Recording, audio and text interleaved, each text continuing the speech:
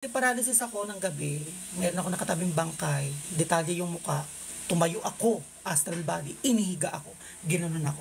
So ang description sa akin is nakabarong, tapos singkit, maputi, tapos medyo mahaba yung buhok na paganon. And then nagpray ako, nakabalik ako sa katawan ko, nakatulog na ulit ako.